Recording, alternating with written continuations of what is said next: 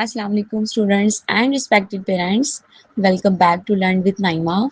Class 6 English unit 1 की translation तो हमने सीख ली थी, लेकिन जब बारी आती है एक्सरसाइज सोल्व करने की तो पायलट या की बुक्स का मुश्किल रट्टा बच्चों के सर से गुजर जाता है। तो अगर आप भी मुश्किल कोचिंग और पायलट बुक से लंबे लंबे आंसर से परेशान हैं और बिना किसी ट्यूशन फीस के 100% एक्यूरेट, आसान और board level full objective solve करना चाहते हैं तो ये वीडियो आप ही के लिए है। आज की इस एक ही वीडियो में हम ना सिर्फ शॉर्ट क्वेश्चन आंसर्स सोल्व करेंगे बल्कि आपकी किताब के कंपाउंड वर्ड्स, होमोफोन्स, नाउन्स की टाइप्स, पंक्चुएशन और भी बहुत कुछ को आसान उर्दू एग्जाम्पल्स के साथ हमेशा के लिए क्लियर करेंगे। तो जल्दी से अपनी नोटबुक्स निकाल लीजिए और चलिए आज की क्लास शुरू करते हैं। ओके स्टूडेंट्स, सबसे पहले इसकी ऑब्जेक्टिव सॉल्व करने के लिए हम पेज नंबर 4 पे आते हैं। यहाँ पर आपको वर्ड्स मीनिंग नजर आ रहे होंगे। इसकी स्टेटमेंट है, read the meanings of these words and use them in your own sentences. We have 4 words here and इसके मीनिंग्स भी साथ आपको दिए हुए हैं। चलिए हम इसको रीड करते हैं। First one is reliability, second summoned, third one is cloak and the fourth one is staunch. तो आपको स्क्रीन के ऊपर एक पॉपअप बॉक्स नजर आ रहा होगा जिसमें इसके इन तमाम वर्ड्स के मीनिंग्स भी लिखे हुए हैं और इनके सेंटेंसेस भी आगे मेंशन किए हुए हैं। फर्स्ट वन है रिलायबिलिटी। रिलायबिलिटी का मतलब होता है कंसिस्टेंसी। मतलब सेंटेंस है इसका, consistency is the key to success. Second one है समन। समन मीन मतलब बुलाया। सेंटेंस है the king summoned his servants and the next one is cloak. Cloak मतलब चादर को कहते हैं, शॉल को कहते हैं and the sentence is he wore a warm cloak. Staunch, staunch का मतलब होता है फॉर्मेस्ट यानी loyal supporter and the sentence is he was a staunch supporter of Islam. Next page पे अगर हम जाएं, बल्कि इसी पेज के नीचे आप देखेंगे कि आपको आंसर क्वेश्चन दिए हुए हैं। आपको इसके क्वेश्चन अगर हम रीड करें तो क्वेश्चंस हैं, we have the 5 question here and the first one is which tribe did Hazrat Muhammad sallallahu alaihi wasallam belong to. The next question is what did Masra report about Hazrat Muhammad sallallahu alaihi wasallam to Hazrat Khadija radhiyallahu ta'ala anha. Question number 3 आपका why did Hazrat Khadija radhiyallahu ta'ala anha send a marriage proposal to the Hazrat Muhammad sallallahu alaihi wasallam. The next question is what did Abu Sufyan testify about Hazrat Muhammad sallallahu alaihi wasallam. And the fifth and last question is describe any one incident from the life of Hazrat Muhammad sallallahu alaihi wasallam which shows his sallallahu alaihi wasallam sense of justice and fairness. Khatamul Nabiyyin sallallahu alaihi wasallam. आपको screen के ऊपर इनके answers नजर आ रहे होंगे। First question है which tribe did Hazrat Muhammad सल्लल्लाहु अलैहि वसल्लम बिलोंग टू। इसका आंसर है हजरत मोहम्मद सल्लल्लाहु अलैहि वसल्लम belong to the noble tribe of Quraysh in Mecca. And the next question है आपका what did Maysara report about Hazrat Muhammad सल्लल्लाहु अलैहि वसल्लम टू हजरत खदीजा रज़ियल्लाहु ताला अन्हा। इसका आंसर है Maysara reported about the absolute honesty, wisdom and excellent business dealing to of Hazrat Muhammad sallallahu alaihi wasallam. The next question is why did Hazrat Khadija send a marriage proposal to Hazrat Muhammad sallallahu alaihi wasallam? And the answer is she sent him the proposal because she was deeply inspired. यानी उन्होंने इसलिए आपको शादी का पैगाम भेजा था क्योंकि वो बहुत गहराई से आपसे मुतासिर हो गई थी। उनकी किन चीजों से? उनकी ट्रूथफुलनेस मतलब उनकी सच्चाई, ऑनेस्टी, ईमानदारी एंड नोबल कैरेक्टर, उनका शरीफाना किरदार से। नेक्स्ट क्वेश्चन है आपका what did Abu Sufyan testify about Hazrat Muhammad सल्लल्लाहु अलैहि वसल्लम। The answer is Abu Sufyan testified. Testified का मतलब गवाही दी दैट हजरत मोहम्मद सल्लल्लाहु अलैहि वसल्लम ऑलवेज स्पोक द ट्रुथ। हमेशा सच बोला उन्होंने।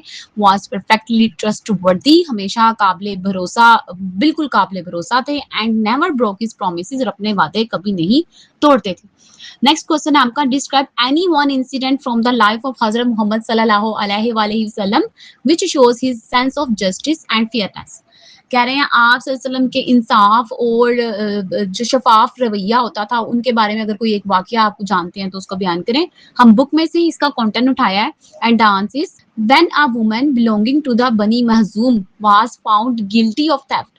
जब बनी मखजूम की एक औरत को चोरी का जुर्म उसका पकड़ा गया, some people try to save her, तो कुछ लोगों ने उसको बचाने की कोशिश की फ्रॉम पनिशमेंट, सजा से। हज़रत मोहम्मद सल्लल्लाहु अलैहि वसल्लम स्ट्रिक्टली रिफ्यूज्ड, हज़रत मोहम्मद सल्लल्लाहु अलैहि वसल्लम ने सख्ती के साथ इस चीज से मना कर दिया एंड स्टेटेड और बयान दिया, प्रीवियस नेशंस यानी जो पुरानी कौमें थी वर डेस्ट्रॉयड, तबाह और बर्बाद हो गई थी, because they let the rich go free, कि वो अमीरों को जाने देती थी आजाद, and punished only the poor, और सिर्फ गरीबों को सजा देते थे।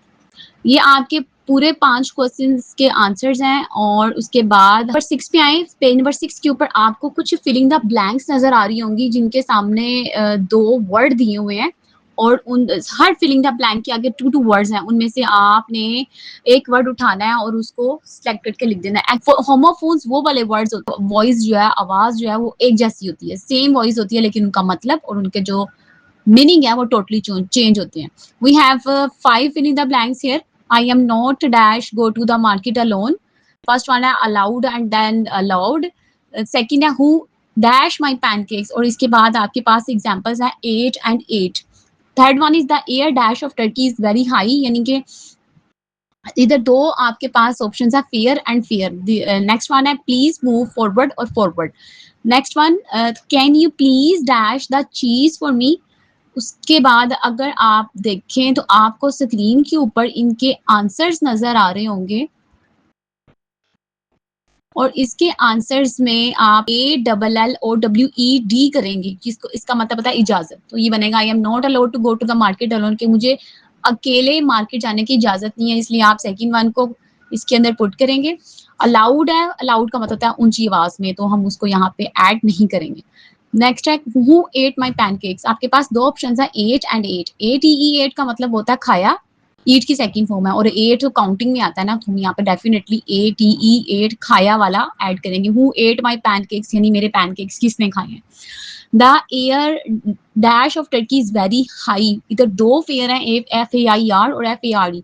यहाँ पर FARE वाला फेयर ऐड करेंगे क्योंकि इसका मतलब होता है किराया, और जो दूसरा फेयर है उसका मतलब होता है यहाँ साफ या मेला, तो हम FARE वाला फेयर यहाँ पर ऐड करेंगे। Please move forward. फॉरवर्ड जो फर्स्ट वाला फॉरवर्ड है उसका मतलब होता है कि किताब के शुरू वाले हिस्से को कहते हैं, और जो फॉरवर्ड है उसका मतलब होता है आगे बढ़ना, तो हम यहाँ पर फॉरवर्ड वाला ही सेकंड वाला जो फॉरवर्ड है उसको ऐड करेंगे। नेक्स्ट है can you please dash the चीज फॉर मी।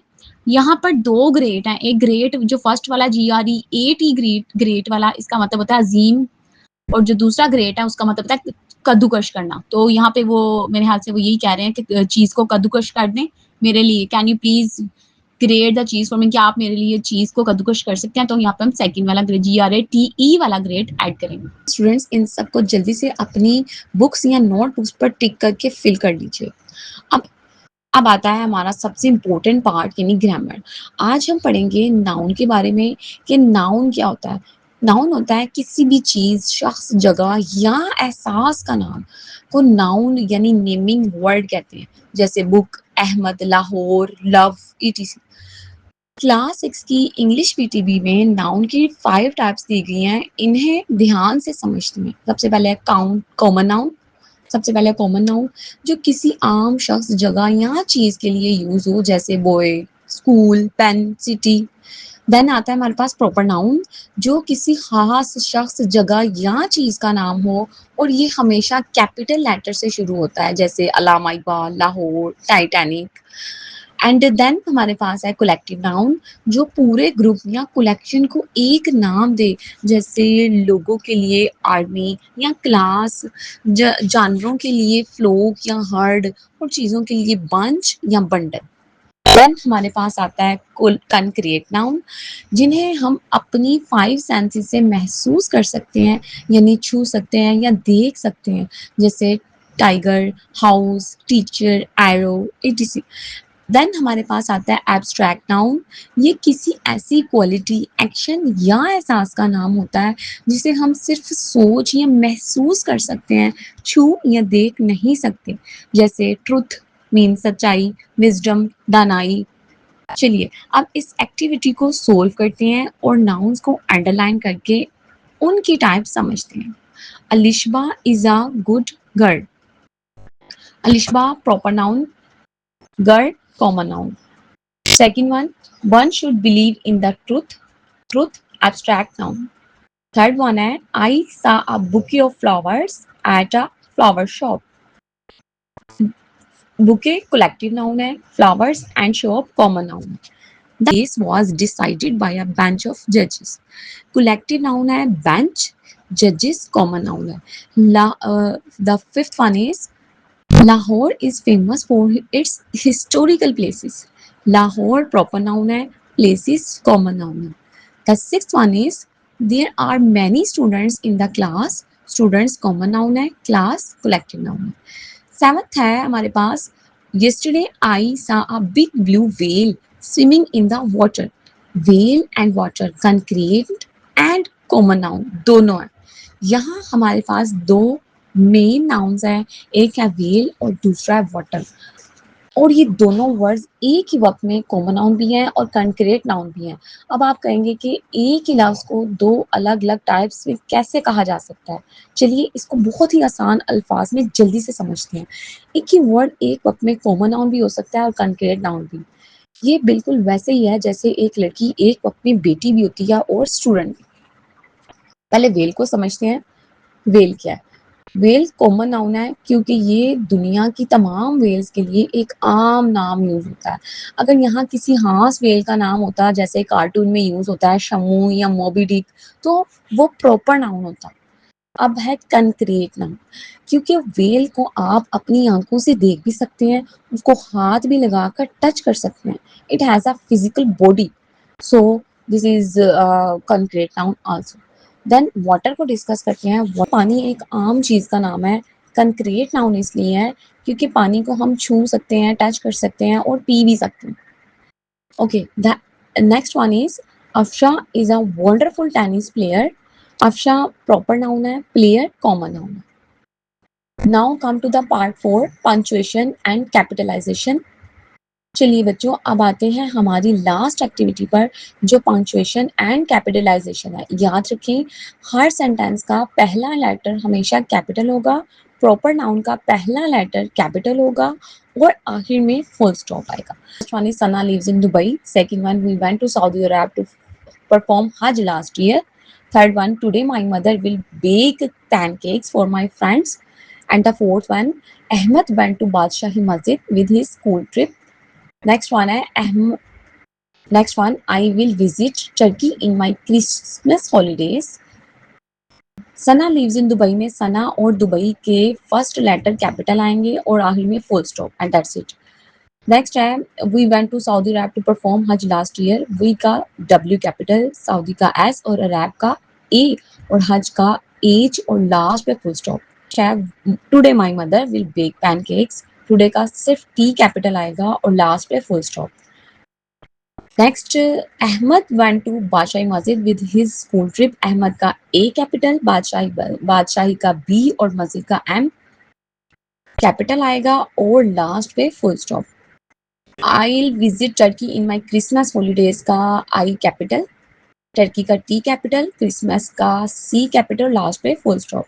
आखिर में हमारा एक माइंड मैप है राइटिंग स्किल का, जहां हमें हज़रत मोहम्मद सल्लल्लाहु अलैहि वसल्लम की क्वालिटीज़ लिखनी है. तो आप वहां लिख सकते हैं ऑनेस्टी, ट्रूथफुलनेस, ट्रस्टवर्दीनेस और जस्टिस. कंग्रेचुलेशन स्टूडेंट्स, आज हमारा यूनिट 1 ट्रांसलेशन एंड मुकम्मल सॉफ्ट ऑब्जेक्टिव के साथ कंप्लीट हो चुका है. फ्री होम स्कूलिंग के लिए लर्न विद नाइमा को सब्सक्राइब करें और बेल आइकन दबा दें. इस वीडियो को दोस्तों के साथ शेयर कीजिए. मिलते हैं यूनिट नंबर 2 में. तब तक के लिए अल्लाह हाफिज़, बाय बाय.